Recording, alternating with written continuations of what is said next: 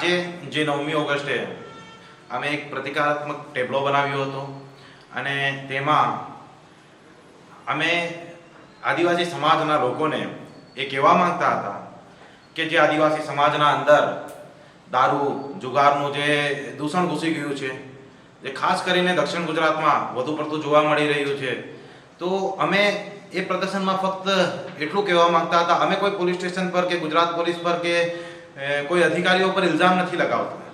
અમે ફક્ત ને ફક્ત એ કહેવા માંગતા હતા કે દક્ષિણ ગુજરાતમાં જે જ્યારથી ગુજરાત બન્યો છે અને દક્ષિણ ગુજરાતમાં વર્ષોથી દારૂ અને આંકડાનું એટલું બધું વ્યાપક અંદર સુધી દૂષણ ઘૂસી ગયું છે કે જેના માટે ફક્ત પોલીસના કરવાથી કે લોકોના પેલા કરવાથી કે સામાજિક લોકોના ભાષણોથી નહીં દૂર થશે, પણ આપણે સર્વે સમાજે સાથે મળીને એનું નિરાકરણ ક્યાંક અને ક્યાંક કરવું જોઈએ એવું મારું માનવું છે.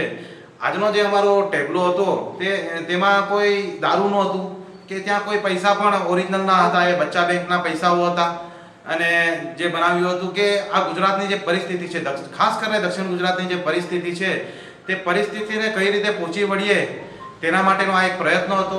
અમે એવી સરકાર સામે એવી માંગ કરીએ છીએ કે અમે તો પ્રયત્ન કરીએ જ છીએ, પોલીસ ખાતાને પણ કહેવું કે એ પણ વધુ પ્રયત્ન કરે અને જેમ બને તેમ જલ્દી આ દૂષણથી દક્ષિણ ગુજરાત મુક્ત થાય અને એક સ્વચ્છ સમાજનું નિર્માણ થાય, બસ એટલી જ અમે આશા અને અપેક્ષા રાખીએ છીએ.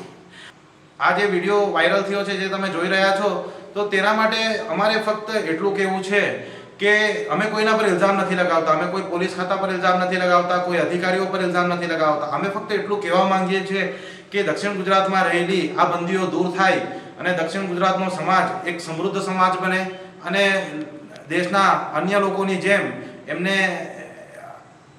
એમને સાથે આવીને આગળ વધે. અમારી બસ એટલી માંગ છે અને અમે એટલું કહેવા માંગીએ છીએ. ડિસિઝન ન્યૂઝના બીજા વિડીયો જોવા માટે ચેનલ સબસ્ક્રાઇબ કરો અને બેલ આઇકન બટન પર જઈ ક્લિક કરો. સ્વતંત્ર અને આઝાદ પત્રકારત્વની મદદ કરવા નીચે આપેલા થેન્ક્સ બટન પર જઈ ક્લિક કરો. મદદની કિંમત નિશ્ચિત કરો અને ડિસિઝન ન્યૂઝની આ સફરમાં અમારા સાથી બનો.